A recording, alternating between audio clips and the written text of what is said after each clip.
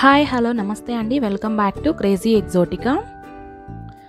ఇవాళటి crazy ఎగ్జోటికాలో special idli upma అండి. దీనిని ఇడ్లీ ఫ్రై అని కూడా అంటుంటారు.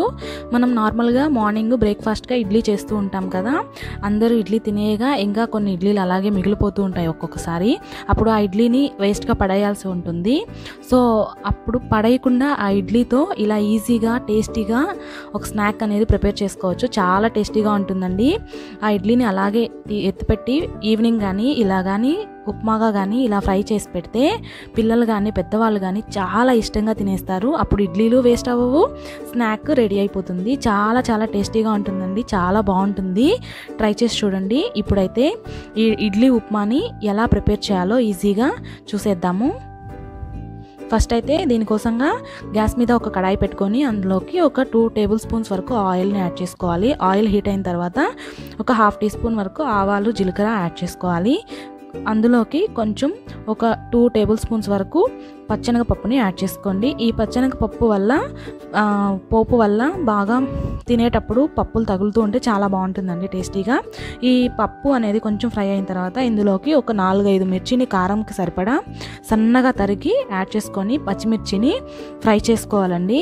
ఈ పచ్చిమిర్చిని కొంచెము ఎక్కువగానే ఫ్రై చేయండి, ఎందుకంటే పచ్చిగా తగిలితే పిల్లలు తినేటప్పుడు తీసి పక్కన పెట్టేస్తూ ఉంటారు. కాబట్టి కొంచెం ఫ్రై అయిపోతే పక్కన తీసి పెట్టకుండా తినేస్తారు. అందుకోసము కొంచెం లైట్గా బాగా ఫ్రై అయిపోతే ఉప్మాలో మిక్స్ అయిపోతే తినేస్తారు. సో ఈ పచ్చిమిర్చి అనేది కొంచెం ఫ్రై అయిన తర్వాత ఇందులోకి కొంచెం కరివేపాకు అలాగే 2 మీడియం సైజ్ ఆనియన్స్ని సన్నగా తరిగి యాడ్ చేసుకోండి. ఈ ఆనియన్స్ అనేటివి కొంచెం లైట్గా ఫ్రై అయితే సరిపోతుందండి. ఈ ఆనియన్స్ని కొంచెం లైట్గా ఫ్రై చేసుకోవాలి.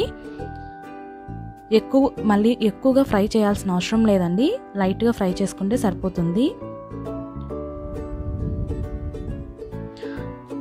ఈ ఆనియన్స్ అనేటివి కొంచెం లైట్గా ఫ్రై అయిన తర్వాత మనము ఇందులోకి ఇడ్లీని మనము మెత్తగా నలిపి ఇలాగా పొడి పొడిగా చేసి పెట్టుకోవాలండి. మెత్తగా రవ్వలాగా ఉంటుందండి ఇడ్లీ.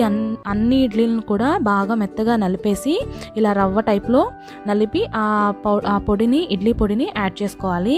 ఈ ఇడ్లీ పొడి ఇందులో అంతా మిక్స్ అయ్యేలాగా బాగా కలుపుకుంటూ మిక్స్ చేసుకోవాలి.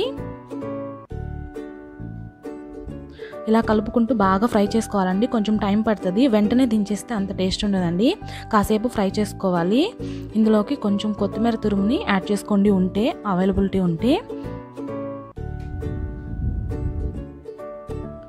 ఇలా ఫ్రై చేసుకుంటూ ఉండాలి. పాన్ అనేది కొంచెం వెడల్పుగా ఉండి ఫ్రీగా ఉంటే ఇంకా బాగా ఫ్రై అవుతుంది. కొంచెం పాన్ వెడల్పుగా ఉండే పాన్ని పెట్టుకోండి. అండ్ అలాగే ఇందులోకి కొంచెం సాల్ట్ అనేది యాడ్ చేసుకోవాలండి. ఇడ్లీ పెట్టేటప్పుడు మనం ఆల్రెడీ సాల్ట్ యాడ్ చేసి ఉంటాం కాబట్టి అంత అవసరం కాకపోవచ్చు, కానీ అది సరిపోదు కాబట్టి కొంచెం లైట్గా చూసి యాడ్ చేసుకోండి. సరిపడినంత కొంచెం యాడ్ చేసుకొని ఇలాగా ఒక 5 to 10 మినిట్స్ పాటు ఫ్రై చేసుకోవాలండి. బాగా ఫ్రై చేసుకోవాలి. అప్పుడు ఆ ఇడ్లీ అనేది కొంచెం క్రిస్పీగా తయారవుతుంది. అలా క్రిస్పీగా తయారైతేనే టేస్ట్ బాగుంటుందండి. వెంటనే పోపు కలిపేసి తినేస్తే అంత టేస్ట్ అనిపించదు.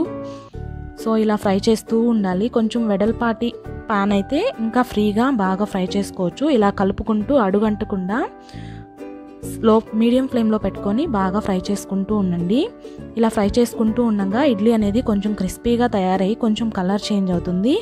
అప్పుడు గ్యాస్ స్టవ్ ఆపేసి దింపేసుకోవచ్చండి. అంతేనండి, ఇడ్లీ ఉప్మా రెడీ అయిపోయింది. ఇలాగాని చేసి పెట్టారంటే చాలా చాలా టేస్టీగా ఉంటుందండి. ఇడ్లీ వేస్ట్ అవ్వదు, అలాగే ఈవినింగ్ స్నాక్ కూడా ఈజీగా రెడీ అయిపోతుంది. పిల్లలు కానీ పెద్దవాళ్ళు కానీ చాలా ఇష్టంగా తింటారు. చాలా చాలా బాగుంటుంది. ఈ పద్ధతిలో మీరు కూడా ఒకసారి ట్రై చేసి టేస్ట్ చేసి చూడండి, చాలా చాలా నచ్చుతుంది మీకు కూడా. ఈ వీడియో నచ్చినట్లయితే లైక్ చేయండి, షేర్ చేయండి. అలాగే ఇలాంటి మరిన్ని వీడియోస్ కోసం క్రేజీ ఎగ్జోటికా ఛానల్ని సబ్స్క్రైబ్ చేసుకోవడం మాత్రం మర్చిపోవద్దు. అలాగే సబ్స్క్రైబ్ చేసుకున్న తర్వాత పక్కనే ఉన్న బెల్ ఐకాన్ని క్లిక్ చేయండి.